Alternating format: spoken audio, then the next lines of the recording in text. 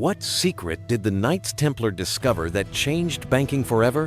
What if I told you that every time you use your credit card, you're using technology invented by medieval warrior monks? And what if I told you that this same technology got them tortured and burned alive? October 13th, 1307. Friday, the 13th. At dawn, armed soldiers storm into every Templar stronghold across France. Thousands of warrior monks, men who had spent decades protecting pilgrims and fighting in the Crusades, are dragged from their beds in chains.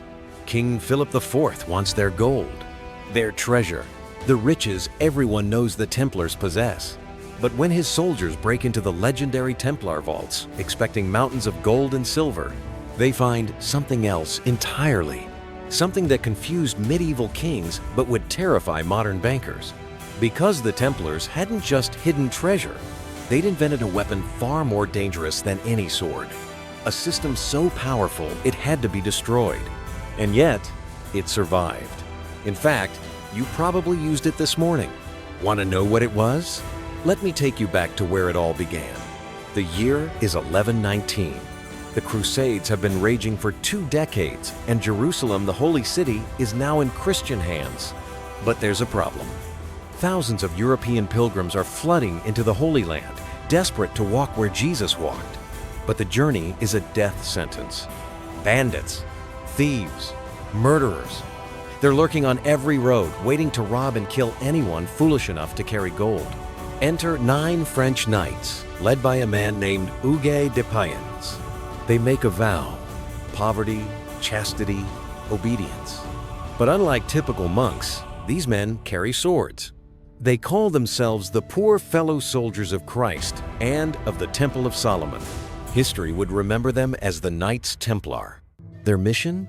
Protect the pilgrims, guard the roads, fight the bandits. And for the first few years, that's exactly what they did. But then, something changed.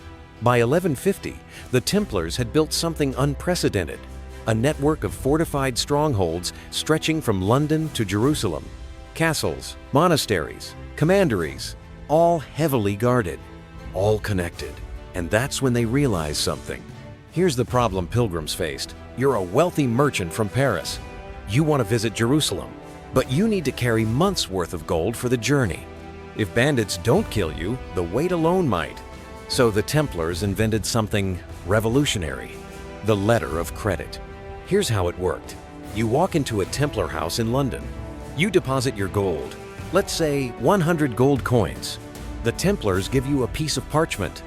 On it, a coded message using symbols based on the Maltese Cross. A cipher that only Templars could read. You travel light, no gold, no target on your back. When you arrive in Jerusalem, you present that letter to the Templars there. They decode it, verify it, and hand you 100 gold coins. This was insane for 1150. This was the Western Union of the Middle Ages. But the Templars realized something even more powerful. The Templars weren't just moving money. They were sitting on massive piles of deposits, gold and silver, just sitting there in their vaults while pilgrims traveled for months. And then they had the idea. What if we don't just hold the money? What if we use it? They started lending to kings, financing crusades, managing royal treasuries. By 1200, the Templars were running the French royal treasury. They collected taxes for the Pope. They brokered real estate deals between kingdoms. They invented international money transfers, escrow accounts, loans with collateral, and financial auditing. Sound familiar? That's because this is literally how modern banking works.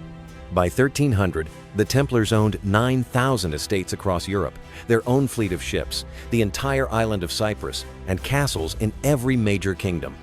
One historian estimated their movable wealth at 150,000 gold florins, equal to half of England's national debt.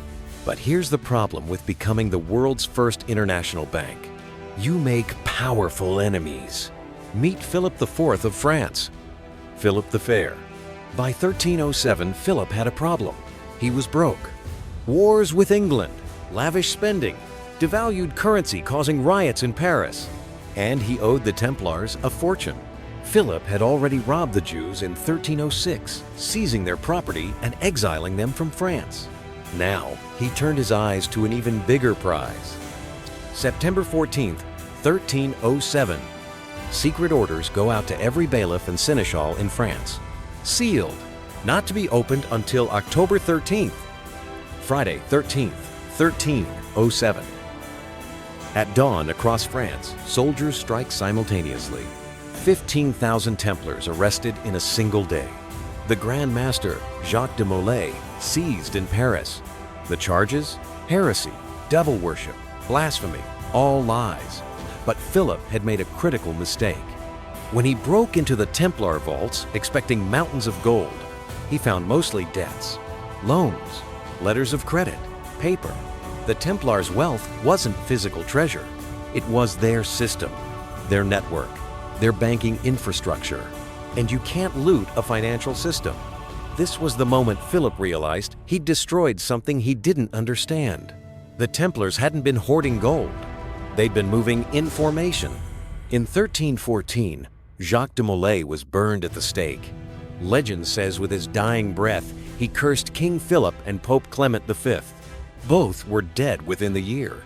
The Templars were destroyed, their assets seized, but their secret, their banking system survived. Within decades, Italian banking houses in Florence and Venice adopted the Templar model. The Medici, the Fuggers, letters of credit became checks. Deposit systems became savings accounts. International transfers became wire transfers.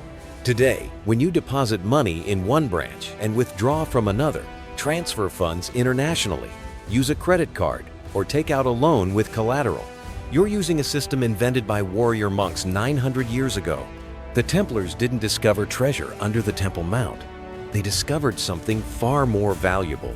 They discovered that trust could be more powerful than gold, that systems could outlive empires, that information could travel faster than armies. The secret the Knights Templar discovered? Money doesn't have to be physical. It can be a promise, a letter, a number in a ledger. And that secret, that one revolutionary idea, changed banking forever. It changed commerce. It changed power. It changed the world. Remember that question at the beginning? Why did using medieval banking technology get the Templars killed? Here's your answer. They made money move without gold. They made wealth invisible. They made power portable. And in 1307, that was too dangerous to allow. But in 2025, that's just called Tuesday. Every digital transaction, every wire transfer, every tap of your card. That's the Templar secret still alive, still changing the world.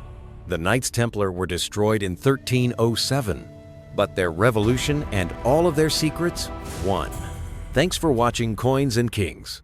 The story of money is the story of power. And once you understand how money really works, you'll never see the world the same way again. See you in the next one.